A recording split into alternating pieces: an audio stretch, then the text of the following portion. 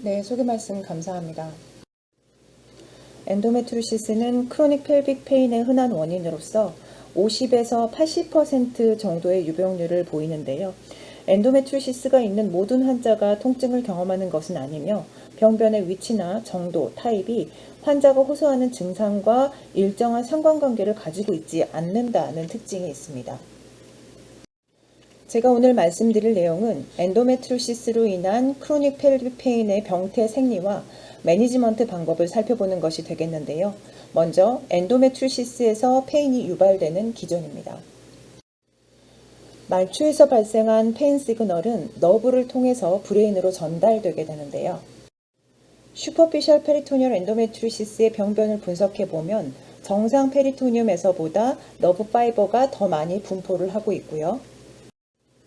오바리안 엔도메트리오마에서도 엔도메트리오가 없는 경우에 비해서 너브 파이버가 통계학적으로 유의하게 많습니다. 딥 인필트레이팅 엔도메트리오시스에서는 슈퍼피셜 엔도메트리오시스나 오바리안 엔도메트리오마에서보다도 너브 파이버가 더 많이 분포를 하고 있는데요. 이렇게 엔도메트리오시스 리전 자체에 너브 파이버가 많이 분포하고 있다는 것은 엔도메트리오시스에서 크로닉 펠빅 페인의 패서피지올로지를 이해하는 데 중요한 부분입니다. 하지만 이것이 어떤 임상적인 의미를 가지기 위해서는 너브 파이버가 증가되어 있는 것이 환자가 느끼는 통증과 연관관계가 있어야 하는데요. 이러한 사실을 확인할 만한 데이터가 현재로서는 몇 개밖에 없는 상태이지만 잠깐 살펴보시면요. 이 연구는 통증이 있는 엔도메트리오시스 환자와 통증이 없는 엔도메트리오시스 환자에서 너브 파이버의 유무를 분석했던 연구인데요. 엔도메트리오시스가 있지만 통증이 거의 없는 바스가 2점 이하인 군에서는 66%에서 너브 파이버가 존재하지 않는 반면에 통증이 있었던 바스가 3점 이상인 군에서는 82%에서 너브 파이버가 존재하고 있어서 이 너브 파이버의 존재 비율이 통증이 있는 군과 없는 군 간에 유의한 차이가 있다는 것을 확인할 수가 있겠습니다. 다음은 엔도메트리오시스로 인해서 디스파로니아가 있는 환자들을 대상으로 페리토니얼 플루이드에서 너브 그로스 팩터를 분석한 연구인데요. 이 연구에서는 통증이 마일드한 군보다는 통증이 심했던 군에서 너브 그로스 팩터가 고농도로 존재하는 환자들의 비율이 유의하게 더 높다라는 것을 확인할 수가 있습니다. 그러므로 너브 파이버의 존재가 환자가 호소하는 통증과 어느 정도 상관관계가 있다라고 말씀을 드릴 수가 있겠습니다. 이렇게 엔도메트리오시스 환자에서 너브 파이버가 많아지는 것은 이 엔도메트리오시스 환자의 페리토니얼 플루이드에 존재하는 몰리큘들 때문인 것으로 이야기가 되고 있는데요. 달개 도살루트 강글리아를 엔도메트리오시스 환자의 페리토니얼 플루이드에서 컬처를 해보게 되면 엔도메트리오시스가 없는 환자의 페리토니얼 플루이드에서 배양을 했을 때보다 뉴라이트, 신경 돌기가 더 많이 나타나는 것을 확인할 수가 있고요. 여기에 너브 그로스 팩터 이니비터를 처리해보면 뉴라이트의 생성이 다시 감소하는 것으로 미루어 보아서 엔도메트리오시스 환자에서 이렇게 너브 파이버가 증가되어 있는 것은 엔도메트리오시스 환자의 페리토니얼 플루이드에 존재하는 그로스 팩터 때문인 것으로 설명을 해볼 수가 있겠습니다. 또한 엔도메트리오시스 환자의 페리토니움 너브 파이버에 존재하는 트랜스포밍 그로스 팩터 베타2의 농도가 디스메노리아의 시비러티와 유의한 상관관계를 보인다는 연구도 있습니다. 제가 지금까지 말씀드린 내용은 펠빅 캐버티, 즉 말초에서 나타나는 변화에 대한 것이었죠. 그런데 서두에서도 말씀을 드렸듯이 엔도메트리오시스 환자에서는 통증의 강도가 엔도메트리오시스 병변의 위치나 시비러티와 항상 일정한 관계를 가지지는 않기 때문에 이 페리페럴 메커니즘만으로는 엔도메트리오시스에서 나타나는 모든 통증을 설명해낼 수는 없겠습니다. 이 페리페럴 메커니즘으로 설명되지 않는 나머지 부분들은 CNS에 나타나는 변화들과 연관되어 있다라는 이야기들이 있는데요. 정상적인 상태에서는 통증을 전달하는 경로와 부드러움이나 거침과 같은 터치감을 전달하는 경로가 서로 다르고요. 이 터치감을 전달하는 경로가 활성화되게 되면 이 다른 경로는 억제가 되게 됩니다. 그런데 CNS로 지속적인 자극이 전달되게 되면 CNS는 이 자극을 더 효율적으로 전달하고 수용하기 위해서 자체적인 변화를 일으키게 되는데 이것을 센트럴 센서타이제이션이라고 합니다. 즉 통증이 만성하게 되게 되면 통증을 전달하는 경로의 자체 효율이 좋아져서 록셔스 스티뮬라이에 더 잘 반응을 하게 되어 같은 종류의 스티뮬라이에서도 더 세게, 더 오래, 그리고 더 넓은 범위에서 통증을 느끼게 될 뿐만이 아니라 터치감을 전달하는 경로가 활성화되었을 때 정상적으로 억제가 되어야 하는 이 시냅스가 반대로 활성화되면서 터치감에 의해서도 통증이 유발되게 됩니다. 엔도메트리오시스 환자에서도 이러한 CNS의 변화가 나타난다는 보고들이 있는데요.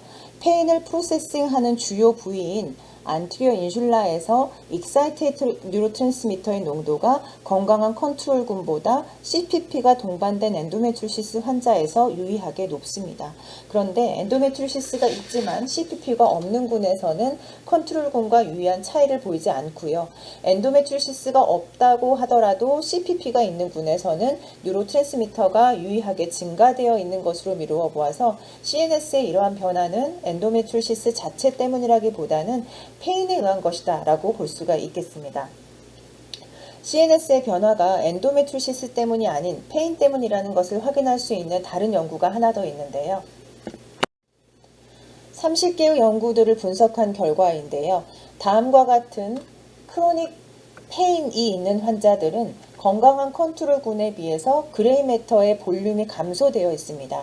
이 그레이 매터의 볼륨이라는 것은 주어진 압력으로 인해서 통증이 발생하는지를 결정하는 부분이라고 보시면 되겠는데요. 즉 그레이 매터 볼륨이 클수록 통증을 유발하기 위해서 더 큰 프레저가 필요하고요.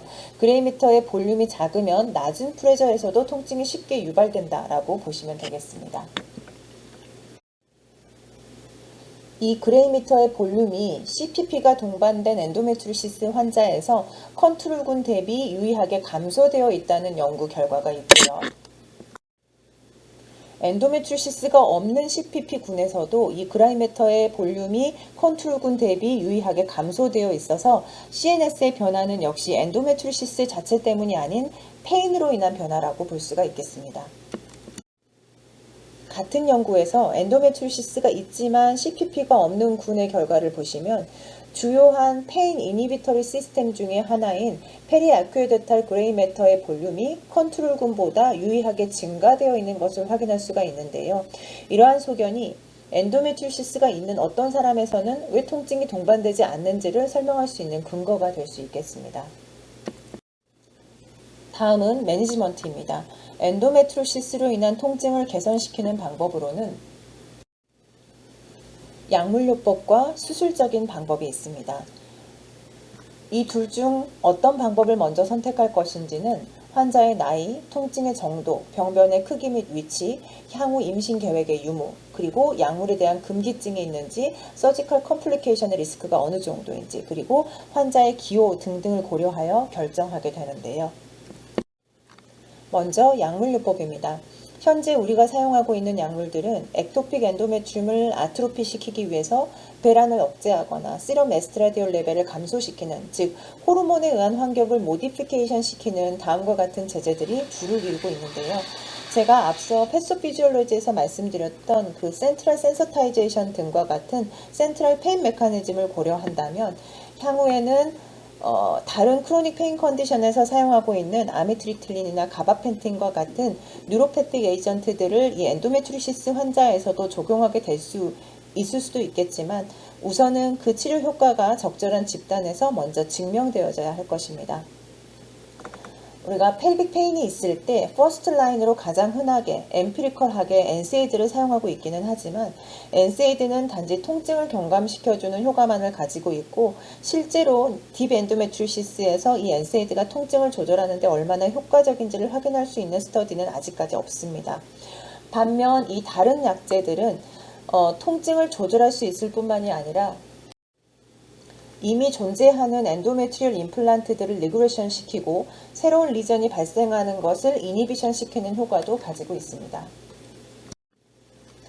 이들 중 어떤 약물을 1차적으로 사용할지를 결정할 때에는 우선 해당 약제가 통증을 얼마나 효과적으로 조절할 수 있는지를 고려하게 되는데요. 이러한 약물들의 통증 조절 효과를 직접적으로 비교했던 RCT는 없지만 대부분의 가이드라인과 리뷰 논문들에서는 약물들의 통증 조절 효과는 거의 비슷한 것으로 이야기가 되고 있습니다. 그런데 엔도메트리시스는 약물 치료를 중단했을 때 상당수에서는 재발을 하기 때문에 약제를 선택할 때에는 장기간 사용이 가능한지, 즉 어떤 부작용을 가지고 있는지, 그리고 해당 약물에 대한 금기증이나 비용 부담, 환자의 기호 등도 고려를 해야 하겠습니다. 이러한 부분들을 고려했을 때 일반적으로 퍼스트 라인으로 꼽히고 있는 제제는 디에노게스트와 복합 경구 피임제가 되겠고요. GnRH 아고니스트와 다나졸, 아로마테이저 이니비터들은 각각 본로스나 안드로제닉한 사이드 이펙트가 있기 때문에 퍼스트 제제를 사용하지 못하는 경우에 세컨드 라인으로 고려를 할 것을 추천하고 있습니다.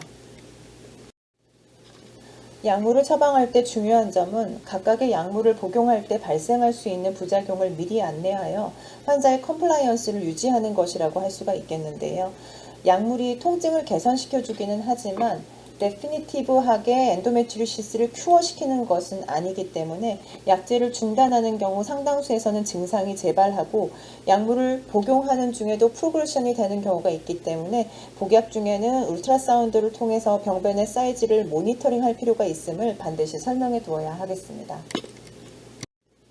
만약 메디칼 테라피에도 통증이 지속되거나 약물에 대한 금기증을 가지고 있는 경우, 또는 사이드 이펙트로 인해서 지속적인 복용이 어려운 경우, 또는 약물 치료 중에도 병변의 크기가 커지는 경우에는 수술적인 치료를 고려하게 되는데요. 먼저 슈퍼피셜 페리토니얼 엔도메트리시스의 경우 최종적인 진단을 위한 검사 방법이 다소 침습적이기 때문에 확진 전에 우선 경험적으로 엔세이드나 복합경구 피임제를 사용하고 있죠. 엠피리컬 트리트먼트에도 통증이 만족스럽게 조절되지 않는다면 정확한 진단을 위해서 다이아그노스 라파라스콥을 해야 하는데요. 이때에는 다음 코크리안 리뷰에서 보시는 것처럼 단지 디라파로 진단만 후에 약물 치료를 하기보다는 최대한 병변을 제거하는 것이 통증 조절에 더 효과적이겠습니다. 오바리안 엔도메트리오마의 경우에는 드레인 코아뷸레이션 하기보다는 시스텍토미를 하는 것이 엔도메트리오마의 통증 조절에 더 효과적입니다.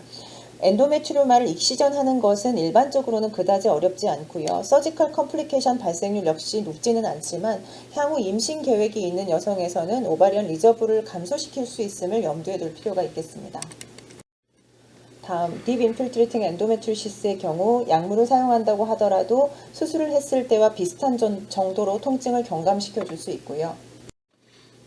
수술 시 약 10%에서는 시리어스한 컴플리케이션이 발생할 수 있기 때문에 메디컬 테라피를 우선 고려하게 되지만 딥 인필트레이팅 엔도메트리시스의 치료 방법을 결정할 때에는 병변의 위치와 크기 또한 고려를 할 필요가 있겠습니다. 예를 들어서 바울이나 유레터와 같은 할로우 오간들은 그 펑션을 유지하기 위해서 어느 정도의 공간이 유지되어야 하는데요. 만약 바울월의 엔도메트리시스의 경우 루멘이 50에서 60% 이상 옵스트럭션 되어 있다면 수술이 더 적절한 치료 방법이 되겠습니다. 이때는 리전을 쉐이빙하거나 디스크 형태로 리섹션하는 보존적인 방법, 또는 바울 세그멘트를 리섹션하고 엔드 투 엔드로 아나스토모시스 하는 방법 중에서 선택을 하게 되는데요. 물론 결정은 외과 의사의 몫이기는 합니다만 잠깐 살펴보시면 1889명을 포함한 아티클 34개를 분석한 결과에 따르면 바울 세그먼트를 리섹션 한다고 하더라도 20%에서는 증상의 재발로 인해서 다시 수술이 필요하게 되고요. 디스코이드 리섹션과 세그멘탈 리섹션의 아웃컴을 비교한 케이스 컨트롤 스터디의 결과를 보시면 보존적인 수술을 했던 군에서 세그멘탈 리섹션 군 대비 몇몇 컴플리케이션의 발생률이 낮고 환자의 만족도와 재발률은 비슷하기 때문에 가능하다면 보존적인 수술을 하는 것이 리즈너블하다고 할 수가 있겠습니다. 애슈어 가이드라인에서 어떤 경우에 보존적인 방법이 더 적절한지에 대해서는 아직 논란이 되는 부분이라고 언급하고 있기는 합니다만 최근 발표된 리뷰 논문들에서는 공통적으로 리전이 멀티플로 존재하거나 바울 오클루전 심텀이 있을 때, 그리고 머슬의 인너 레이어를 인발부한 경우에는 세그멘탈 리섹션을, 그 이외의 경우에는 쉐이빙이나 리섹션과 같은 보존적인 방법을 우선 시행해 볼 것을 추천하고 있습니다. 마지막으로 유레터 엔도메트리오시스입니다. 유레터 엔도메트리오시스는 특징적인 증상이 없기 때문에 스테노시스로 하이드로네프로시스가 발생한 뒤에야 진단이 되게 됩니다. 대부분에서는 리날 펑션을 유지하기 위해서 수술적인 치료를 하게 되는데요. 일단 유레터로 라이시스를 해서 유레터의 리전을 확인하고 리전의 사이즈가 작을 때는 세그멘탈 리섹션 후 엔드 투 엔드 아나스토모시스를, 사이즈가 클 때는 유레터로 네오시스토스토미를 하게 됩니다. 이상입니다. 경청해 주셔서 감사합니다.